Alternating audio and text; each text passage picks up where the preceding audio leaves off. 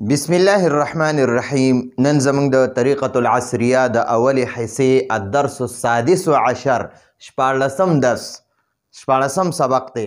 درس نمبر شپاړسم دی. الدرس السادس عشر شپاړسم درس د کتاب د سر نه 73 نمبر درس دی. نن به موږ په شپاړسم درس کې اول نمبر سبق وایو. ضروری قاعده یې راله یو راکړې او بیا د الفاظو معنی دي. نو ضروری قاعده کې ګورئ نن به مونږ موصوف او صفت وایو. موصوف چاته وایي او صفت څه ته وایي؟ لکه مثلا یو هلک دی هغه ډېر نیک دی، نو دا هلک چې دی دا موصوف دی. موصوف هغه ته وایي چې د چا صفت وشي، نو هغه ته موصوف وای. او کومه خبره چې د هغه باره کې کړې ده هغې ته صفت وای. لکه زه وایم نیک هلک، نو دا هلک موصوف دی، دا نیکوالی چې دی دا صفت دی. دیندار هلک، دا دیندار صفت دی او دا هلک دا موصوف دی. لکه دیندار سړی، متقی سړی، صالح سړی او مسلمان سړی. نو دا ګوره دا مسلمان او د دې یو سړي دا موږ ټول صفتونه بیان کړل. یک دا مسلمان هم دی، صالح هم دی، متقیم دی، پرهیزګار هم دی، منځګزار هم دی، قرآن خان هم دی. نو دا ټولې خبرې چې ما کوم یو کې دا صفتونه دي. او دقه یو سړی چې دی د دې سړي باره کې مې دا خبرې وکړې، نو دا سړی موصوف دی. لکه مثلا دا یو هلک دی، زه وایم یاره دا هلک تور دی، تور هلک. نو دا توروالی دا صفت دی او دا هلک یا دا سړی دا موصوف دی. زه وایم نیک سړی، نو دا نیکوالی چې دی دا صفت دی او دا سړی موصوف دی. نو یو خبره یاد وساتئ، په عربی کې دا موصوف نه دی چې د چا صفت کیږي. د چا چې صفت بیانیږي که نه، نو هغه په عربی کې مخکې راځي، مخکې لیکلی کیږي. او چې هغه کم صفت یې کو که نه، نو هغه په عربی کې رستو وي. موصوف مخکې، صفت رستو، موصوف مخکې، صفت رستو. خو چې کله مونږ دا په پښتو کې یا په اردو کې د دې ترجمه کوو، نو اول به د صفت ترجمه کوو، رستو به موصوف راولو. په عربی کې به اول موصوف وي، رستو به صفت وي. چې ترجمه یې کوو، اول به د صفت ترجمه کوو، رستو به د موصوف ترجمه کوو.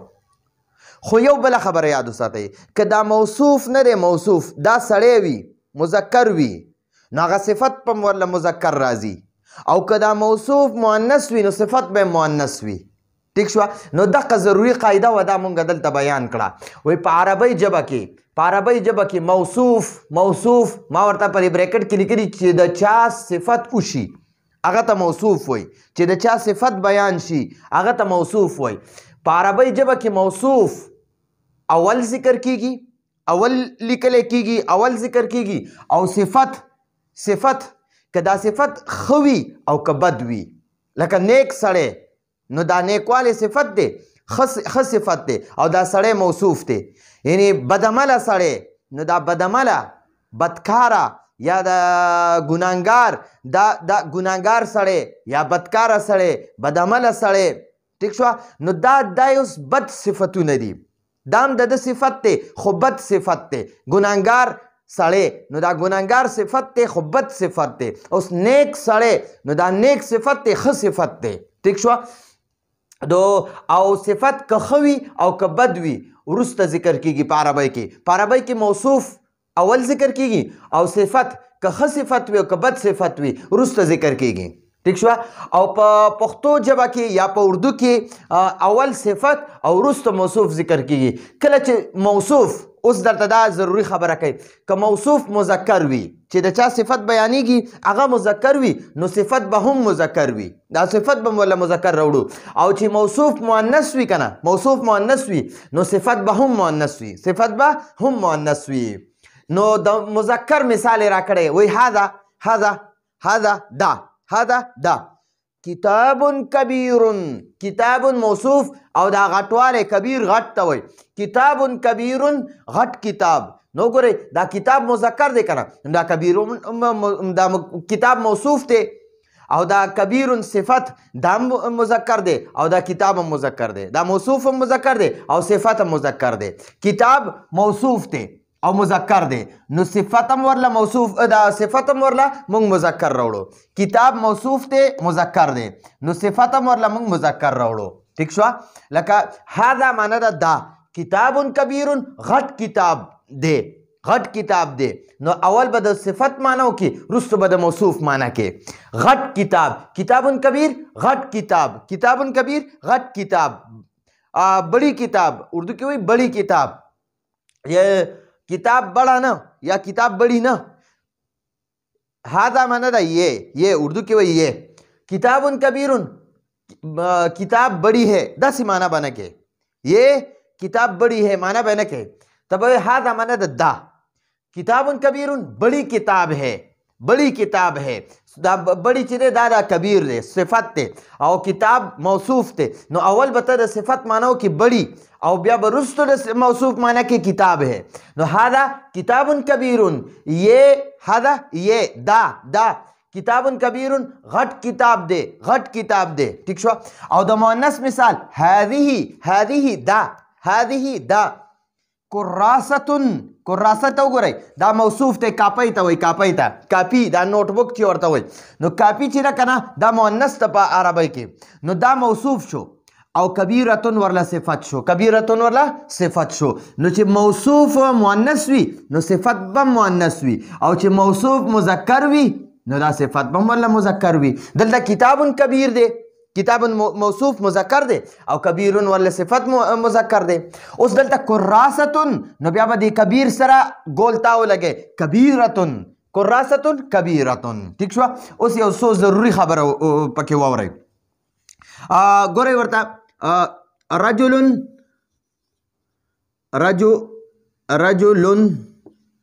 صالح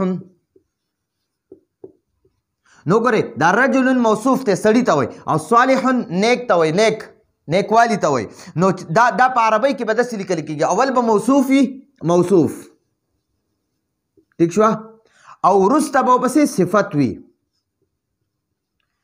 دا د عربی ترتیب دی دا د عربی ترتیب دی خو چې موږ کله ترجمه کوو که نه نو اول به د صفت ترجمه وکړو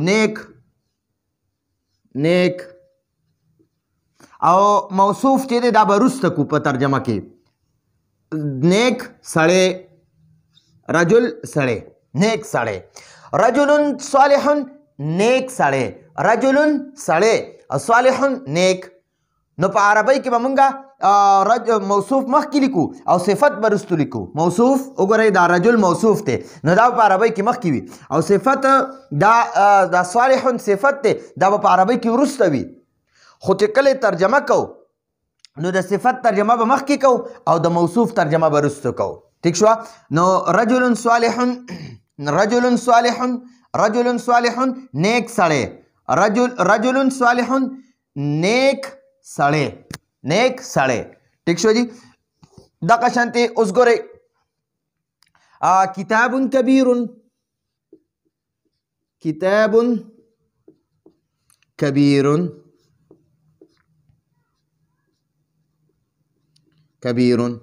ٹھیک شو نو دا کتاب پکې موصوف دی وګورئ دا کتاب موصوف دی د صفت بیانېږي غټوالی او دا کبیر صفت دی صفت نو کله چې موږ د دې ترجمه کوو نو کتاب بڑی ہے به نه وی نو ته به بڑی کتاب کبیر معنی ده بڑی یا غټ موږ پښتو کې وایو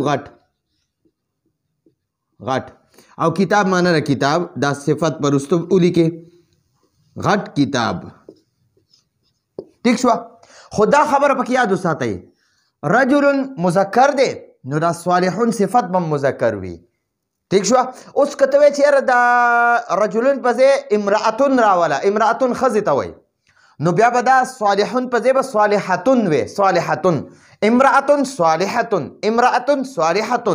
یا دلته کتاب په ځای کراستون راوله دا کراستون مؤنث کا نو د کبیر سره به ګول تام ولګي کبیرتون به کې نو کراستون کبیرتون نو دا کراستون به موصوف وي دا به وروسته لیکلی کېږي په ترجمه کې او دا کبیرتون به صفت وي دا به مخکې لیکلی کېږي ٹھیک شو جی نو دا ضروري قاعده وه دا به انشاءالله زمونږ د الدرس السادس عشر چې کوم سبقونه شروع شي نو دا به زمونږ په هغې کې استعمالیږي نو دا یو ضروري قاعده وه په دې باندې ښه ځان پوه کوئ اوس د الفاظو معنی را کړي د الفاظو معنی سوق دا الفاظ سوق زمیل متوسط او معنی مرته په دې سور مارکر باندې لیکلي سوق معنی را بازار سوق بازار سوق بازار ته وایي بازار سوق عرب وایي سوق بازار زمیل زمیل عرب وایي زمیل دوست ته وایي ملګري ته وایي زمیل دوست صدیق هم دوست ته وایي صدیق او زمیل هم دوست ته وایي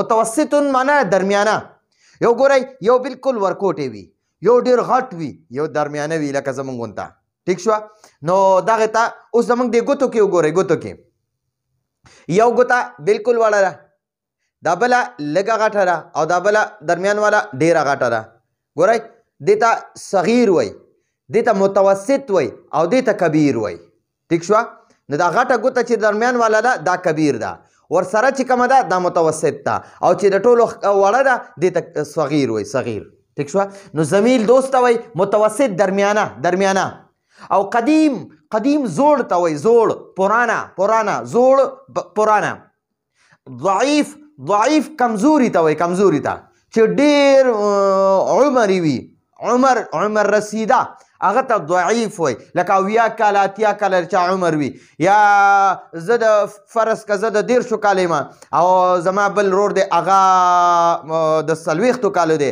نو هغه زمانه ضعیف دی هغه زمانه ضعیف دی زمانه کمزوری دی زمانه لکه ډېر غټ دی یا زما والد صاحب شي زه د 10 کالو یم زما والد صاحب د 80 کالو دی فرض کا نو هغه زما والد صاحب بیا ضعیف شو نو دغه شان هر یو خپل هغه چې کوم غټ عمر والا وي هغه ډېر ضعیفه شي ډېر زیات کمزوری چې دی که نه ضعیف کمزوري ته وایي کمزوري ته او مکتبتون دی عرب وایي مکتبه نو مکتبه کتبخانې ته وایي چې کوم ځای کې کتابونه وغیره پراته وي نو هغې ته مکتبه وایي ټیک شوه کاس عرب وایي کاس ګلاس ته وایي مونږ چې پکې اوبه څکو هغې ته کاس وایي ګلاس ته کاس وایي کاس دا کاس چې دی که نه اوس مونږ سره کوم کور کې را سره ګلاس دی نو په هغې کاس ولیکه کاس نو تا نه به کله هم نه هېرېږي چې د دې ګلاس نوم کاس دی په عربۍ کې ها کبیر غټ ته وایي غټ سمین موټا ته وایي چې ډېر غټ موږ ورته پیړ وایو ډېر پیړ وي ډېر موټا وي هغه ته سمین وایي سمین یو سین سره سمین دی سمین نو دا سمین موټا ته وایي ډېر غټ ته وایي موږ ورته پیړ وایو پیړ ته وایي او یو سا سره سمین دی نو سمین قیمتي سیز ته وایي قیمتي ټیک شوه قیمتي سیز ته سمین سا سره او سمین سین سره چې دا سین سره دی نو که چېرته ته دا سمین کې سا سره کې داسې ګورئ سمین دا سمین چې دی که نه سمین دا قیمتي سیز ته وایي قیمتي سیز قیمتي نو دا سمین ته چې سمین موټا ته وایي سین سره چې کوم او سا سره چې کوم سمین دی نو دا قیمتي سیز ته وایي بیش قیمت ورته وایي ټیک شوه سمین موټا دراجتون دی دراجه ورته وایي عرب سیکل ته وایي دراجه سیکل ته وایي حارتون او حیون حیون هم ورته وایي محلې ته وایي محله کوم محله کې سړی اوسېږي هغه محلې ته حیون هم وایي او حارتون هم وایي حارتون او شوکه عرب ورته شوکه وایي شوکه غنې ته وایي غنه ما ورته لیکلي کانټه او کوب پیالې ته وایي پیاله کوبون پیاله مونږ چې پکې چیسکو کپ ورته وایي هغې ته کوب وایي په عربۍ کې صغیر ورکوټې څوک ورته وړوکی وایي څوک ورته ورکوټی وایي نو ما دواړه لیکلي ورکوټې او وړوکی نو صغیرون وړوکی یا ورکوټې نحیف چې بدن لحاظ سره کمزوری وي چې موټا وي که نه هغه ته سمین وایي چې نری وي هغه ته نحیف وایي نو هغه ته ما کمزور لیکلی چې بدن لحاظ سره ډېر کمزوری وي بالکل اډوکي پکې ښکاري نو هغه ته کمزور مونږ وایو او چې کم ښه موټا وي هغه ته سمین وایي قویون چې طاقتور ته وایي قویون طاقتور. صحن پلیټ ته وایي. کوم پلیټ کې چې موږ ځان ته سالن راشو هغه پلیټ ته صحن وایي. صحن پلیټ. ملعقتون دی ملعقه چمچې ته وایي. په کومه چمچه چې موږ خوراک کوو پلیټ نه پکې څیزونه راخلو او هغه خورو. ٹھیک شو. نو صحن پلیټ ته وایي او ملعقتون چمچه. نو دا زمونږ سره د الفاظو دا به انشاءالله په درس کې استعمالیږي یا زمونږ په ژوند کې دا د استعمالیدو والا ضروري الفاظ دي. نو انشاءالله چې دا مونږ یاد کو زمونږ په ژوند کې چېرته کې عربو سره خبرې کوو نو دا به زمونږ په کار باندې راځي. او د موصوف صفت تذکره مو کړه چې موصوف مذکر وي صفت به مذکر وي، که موصوف مؤنث وي نو صفت به مؤنث وي. ٹھیک شو جی. نو دا زمونږ د نن ورځې درس و. راتلونکي درس پر اجازت غواړو. هذا هو المرام والله اعلم بحقيقة الكلام.